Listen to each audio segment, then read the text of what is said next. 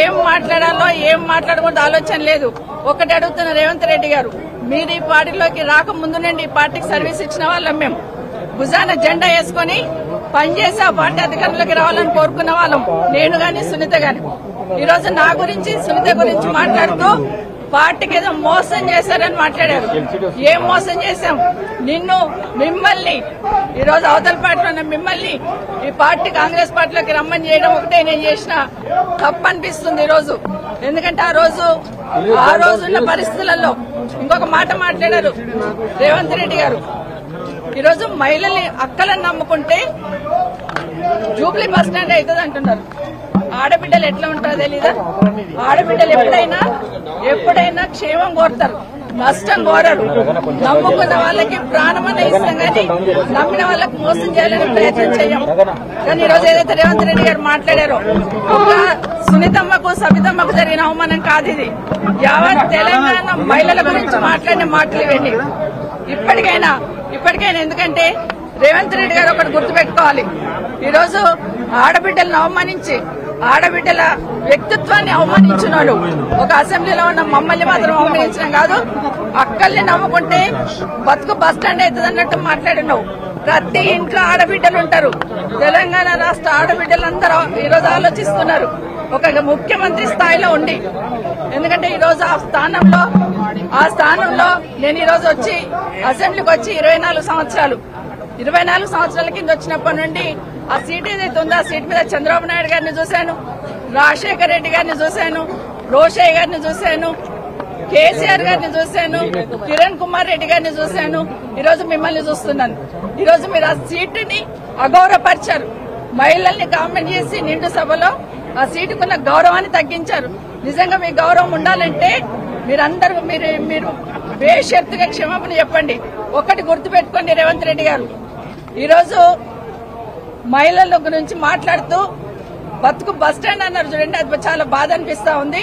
మేము నమ్మిన వాళ్ళకి మేము నష్టపోయినా పర్లేదు, మా అన్న తమ్ముళ్ళు బాగుండాలని కోరుకుంటాం. మేము ఏ ఆడబిడ్డ అయినా కూడా క్షేమం కోరుకుంటుంది.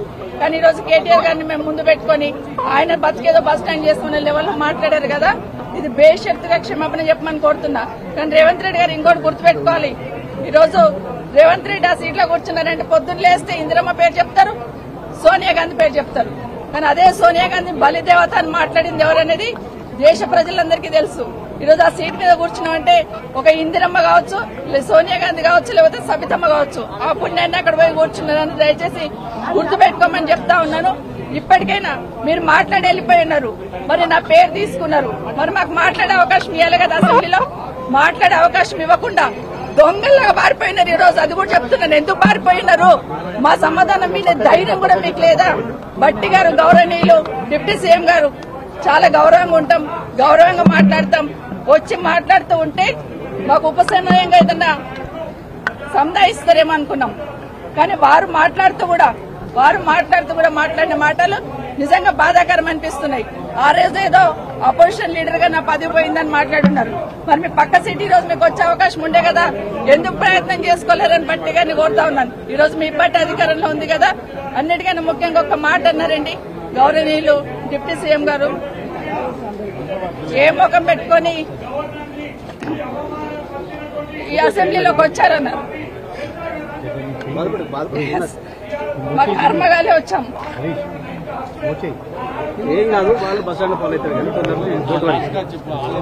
ఇది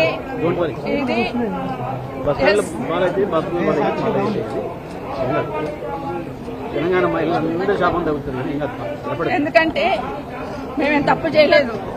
దేశంలో చాలా మంది పార్టీలు మారుతూ ఉంటారు. ఈ రోజు మీ పక్కన కూర్చోబెట్టుకున్నారు. ఎన్నికలు అయిన తర్వాత మీ ప్రభుత్వం అధికారంలోకి వచ్చిన తర్వాత కేసీఆర్ గారి ఇంటి మీద ఉన్న వాళ్ళని కాకి నా ఇంటి మీద వాళ్ళతో కాల్ చేస్తామని మాట్లాడింది ఇదే గౌరవ ముఖ్యమంత్రి గారు. కానీ అదే కేసీఆర్ గారు గెలిపించిన ఎమ్మెల్యేలంతా తీసుకుపోయి మీ పక్కన కూర్చోబెట్టుకున్నప్పుడు నన్ను పార్టీ మారినవని అధికారం మీకు ఎక్కడిదేని అడుగుతున్నాను. ఆ రోజు నేను పార్టీ మారినప్పుడు విత్ ఇన్ ద పార్టీలో ఏం జరిగింది, ఏ విధంగా మమ్మల్ని మెడబట్టి బయటికి గెంటేశారనేది మీకు తెలీదా అని అడుగుతున్నాను. ఎందుకంటే మాట్లాడలేదు, ఇన్ని రోజులు మాట్లాడలేదు. నేను నా పార్టీ గురించి ఎవరి గురించి మాట్లాడకుండా నేను కేసీఆర్ గారి నాయకత్వంలో పనిచేయడానికి వచ్చాను. 5 సంవత్సరాలు ఎందుకు మీరు నోరు మూసుకొని కూర్చున్నారు? ఇప్పుడు అడుగుతానండి, మాట్లాడాల్సింది 5 సంవత్సరాలు. ఈ రోజు నేను బీఆర్ఎస్ పార్టీ బీఫామ్ మీద గెలిచి వచ్చున్నాను. ఇప్పుడు నన్ను గురించి మాట్లాడే అధికారం మీకెక్కడిది?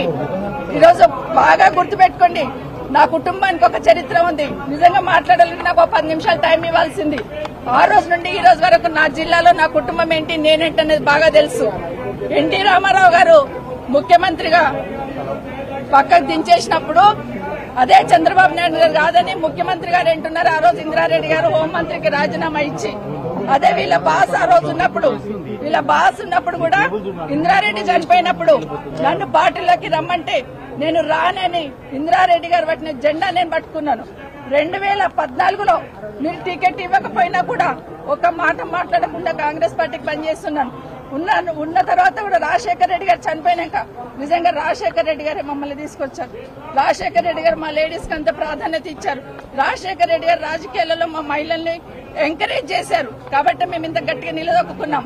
ఈ రోజు మహిళలు ఎవరో ఒకరో ఇద్దరు బయటకు వచ్చి పనిచేస్తుంటే వాళ్ళని ఎంకరేజ్ చేయాల్సింది పోయి డిమోరలైజ్ చేయాలనే ప్రయత్నం ఏదైతే చేస్తా ఉన్నారో ఇది మంచి పద్ధతి కాదు. అసెంబ్లీలో కూడా ఆడబిడ్డలను అవమానించే సంస్కృతి వస్తుందంటే నిజంగా తలొంచుకోవాలండి. ఈ రోజు కనీసం మాట్లాడే అవకాశం కూడా ఇవ్వకుండా పోయినారంటే ఈరోజు సమాధానం రాష్ట్ర ప్రజలకు చెప్పాలి. ఈరోజు ఇక్కడ కూడా మాట్లాడదామని వచ్చాం. అవసరం లేకపోయినా అరగంట నుండి అక్కడ కాంగ్రెస్ పార్టీలు నిల్చొని ఉన్నారు కాబట్టి ఇక్కడ మాట్లాడాల్సి వచ్చింది. ఈ రోజు రేవంత్ రెడ్డి గారికి నిజంగా ఆ 4 కోట్ల ప్రజలకు సంబంధించిన సీట్ అది. ముఖ్యమంత్రి అంటే రేవంత్ రెడ్డి గారు సొంతమేం కాదు. ఆ సీటు గౌరవం పెరగాలంటే ఈ రోజు మీరు క్షమాపణ చెప్పండి. తెలంగాణ రాష్ట్ర మహిళలందరికీ కూడా ఈరోజు క్షమాపణ చెప్పాల్సిన బాధ్యత ఈరోజు రేవంత్ రెడ్డి మీద ఉంది. భట్టి గారు, గౌరవనీయులు డిప్యూటీ సీఎం గారు, మీరు మాట్లాడిన మాట ఏదైతే ఉందో ప్రతి ఇంట్లో ప్రతి ఆడబిడ్డకు తగులుతుందండి. ఎందుకంటే మొహం పెట్టుకొని వచ్చిందనే మాట చాలా బాధ అనిపిస్తుంది. Thank you.